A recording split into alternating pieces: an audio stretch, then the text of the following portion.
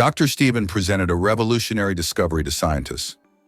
He showed them contaminated water that, after the application of his mixture, became purified, eliminating the harmful bacteria. Stephen demonstrated a liquid, previously containing cancerous human liver cells, that his nanotechnological mixture transformed into healthy tissue. The scientific community celebrates this significant discovery. Stephen explained that nanotechnology involves objects measured in nanometers. He created a molecular-sized device that enters and alters disease cells. This achievement generated admiration and journalistic inquiries. Scientists aim to identify and cure abnormal cells, potentially eliminating disease and imperfections.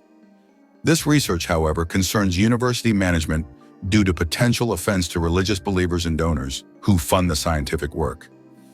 The man requests his statement be viewed humorously, clarifying he won't become God. He then proposes moving on to animal testing, prompting the director to remind him that human testing requires special commission approval. Stephen, a scientist, promises to follow lab rules.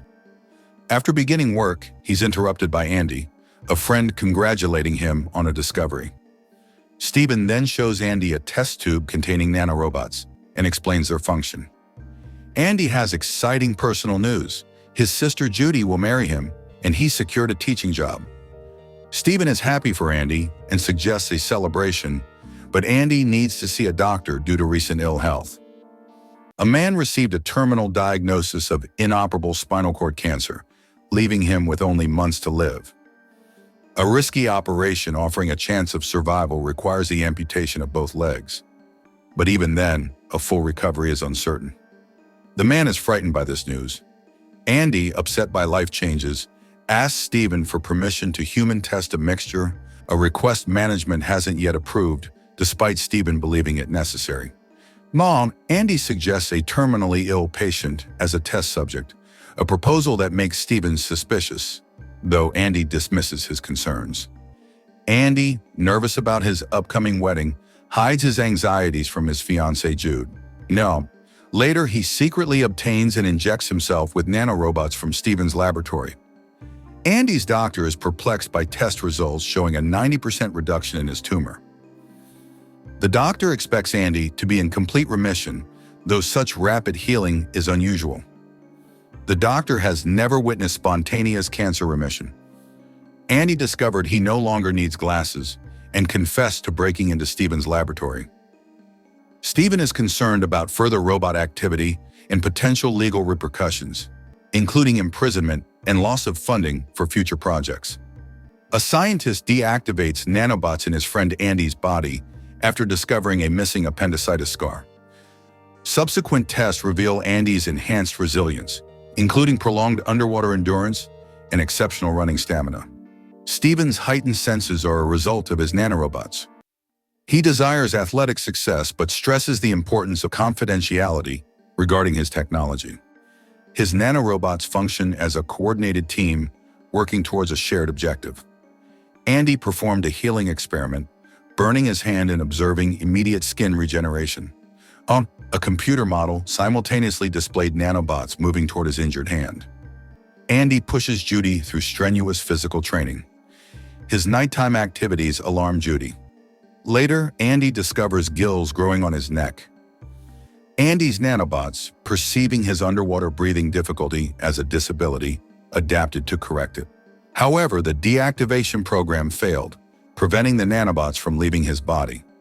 Stephen sent his friend home and attempted to rewrite a program he hadn't tested. Later, Andy awoke with a headache, and Stephen arrived with an electrical solution to deactivate something. Stephen found his friend ill and discovered eyes on the back of his head. In a laboratory, Stephen wired Andy's body to electricity, a method chosen due to the lethal nature of poisons and radiation. Andy suffered convulsions and apparent cardiac arrest, but revived, feeling terrible. Despite Andy's hope, Stephen confirmed the nanobots were still alive and multiplying. Several days later, Andy's condition worsens. He cannot eat and sounds trigger pain. He says goodbye to Judy by phone and remains in his room. Stephen discovers Andy tried to kill nanobots with an electric shock. Andy's body has undergone modifications. His ribs are reinforced, and he has developed jellyfish-like stinging glands. These changes make him immune to electricity and medical treatment. He avoids seeking help from Stephen's colleagues to keep his self-inflicted modifications secret. Andy, dying of cancer, stabs himself but miraculously heals. He now regrets wanting to live at any cost. Judy will witness this. Andy asks Stephen for a maximum dose of electricity to burn his body. Stephen initially refused but ultimately complied. Andy blames himself for the events. Stephen then activated the device. Andy dies and is revived. Stephen maximizes a device, resulting in Andy's body burning.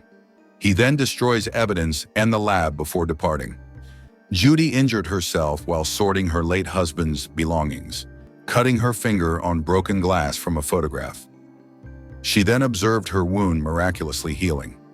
The text cautions against rushing natural processes, warning of potential negative consequences.